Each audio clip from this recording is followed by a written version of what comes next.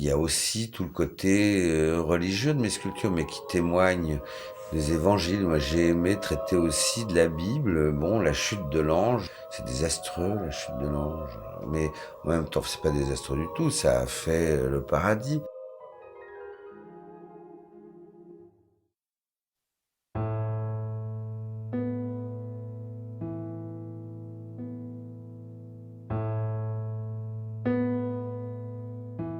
Saint-Malo, quel bonheur!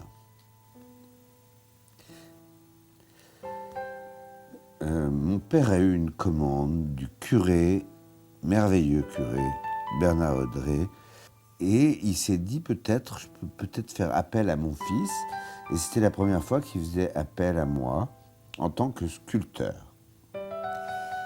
Donc on s'est retrouvés autour de cet ensemble à créer qui était tout le mobilier liturgique de la cathédrale. La collaboration, c'est une chose dont on peut difficilement parler. Moi, j'étais un peu le théoricien de l'histoire, étant donné que c'est pas moi qui sculptais. Et les meubles liturgiques, c'est des meubles liturgiques qui ont une tendance à devenir des sculptures, dans le meilleur des cas. Et donc, j'ai essayé de dessiner ou de donner une direction à l'ensemble pour qu'il y ait une cohérence, laquelle a été d'ailleurs confirmée. Je dirais que ce qui a été infirmé, c'est qu'on voyait quand même les choses différemment. Et ce qui a été confirmé, c'est que l'idée de départ était une idée cohérente, mais inexistante tant qu'elle restait virtuelle. Moi, j'étais l'homme du virtuel, malheureusement. Je n'ai fait que dessiner des meubles. Et la réalité, c'était la sculpture. Et ça incombait à Étienne.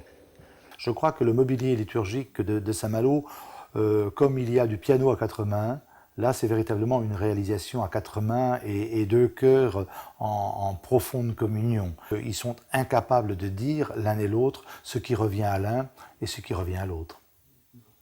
Donc on s'est retrouvés autour de cet ensemble à créer qui était tout le mobilier liturgique de la cathédrale.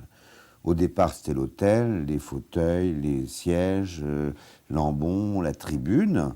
Et le curé avait une idée dans la tête qui était celle de nous faire travailler sur le tétramorphe. Le tétramorphe qui sont donc les quatre vivants, les quatre évangélistes avec leurs quatre livres sous leur forme animale. Un thème fabuleux pour un sculpteur. Et ces quatre vivants, ce tétramorphe, ça vient finalement, d'abord, ça vient du fond des âges. Ensuite, ce thème iconographique est passé dans la Bible.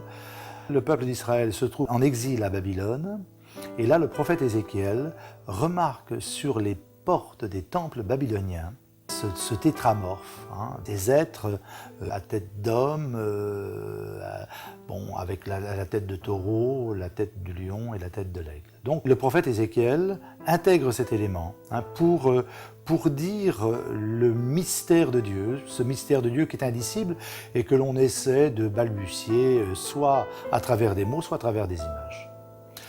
Et c'est au début du christianisme que très rapidement on va lier ce tétramorphe qui nous vient donc de l'Ancien Testament aux quatre évangélistes, Matthieu, Marc, Luc et Jean, en raison du début de leur évangile.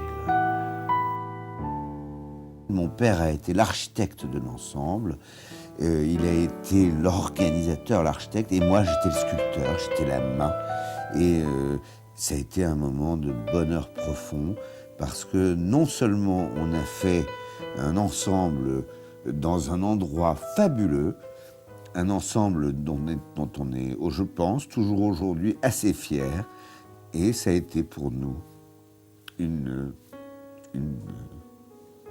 vraie retrouvaille.